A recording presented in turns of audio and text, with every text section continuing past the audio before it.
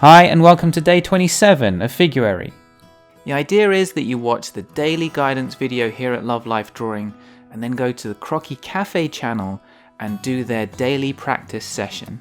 Okay, we're really close to the end of Figuary. I really hope you've enjoyed it. We've absolutely loved doing it. Today I wanted to look back over all the stuff we've covered this month, and so during week 1, this is what we did. Each figure and each pose presents your eyes with a ton of information. And a camera could catch it all, but your drawing, especially in time-limited poses, can't. But that's a good thing because it's the selection and emphasis of the most important information that lets you tell a captivating and interesting story about the pose.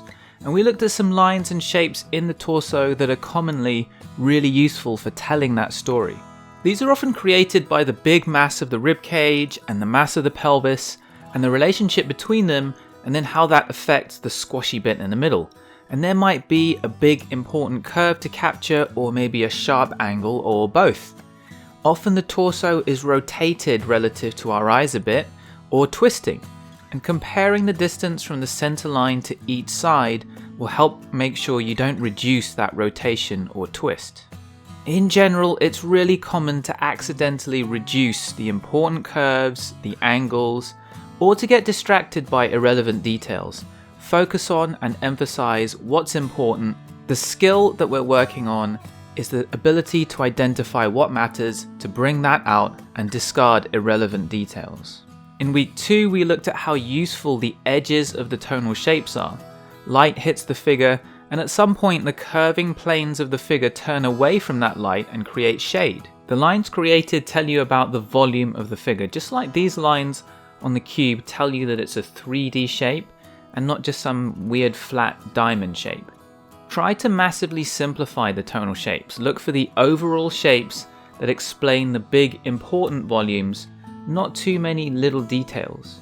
Rather than trying to draw the outlines of the figure and then fill it with shade, think of the edges of these tonal shapes as equally important to the outline and build them up together with the outlines. Capture those edges with a softer or thinner edge, and you only need to fill the shade if you have the time for it. And if you do some shading, we think hatching is a good way to develop your dexterity. It's hard and it takes time to master, but it's worth it. In week 3, we looked at making marks by using our whole arm, moving from the shoulder rather than just using our wrist and fingers.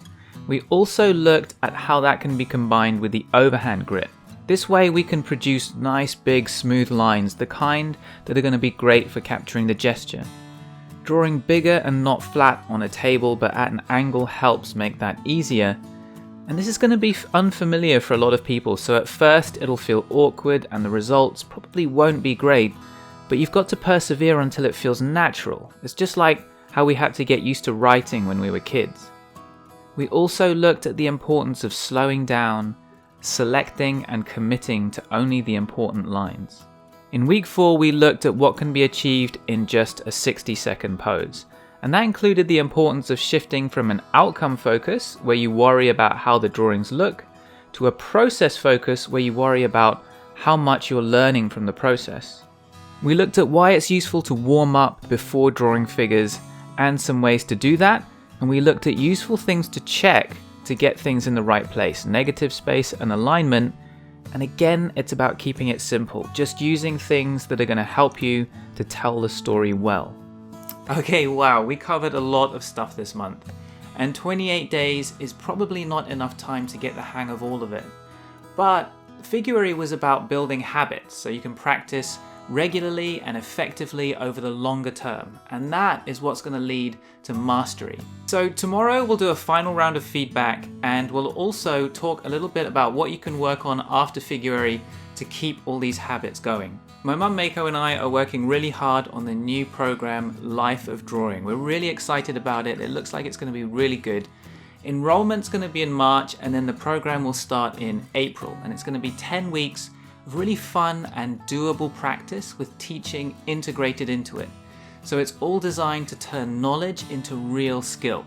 And it's a chance for us to work more closely together for anyone that wants to take their skills further. So if you want to find out more, go to lovelifedrawing.com/lifeofdrawing. I hope that you enjoyed today's practice session, and I'll see you back here tomorrow for the last day of Figuary.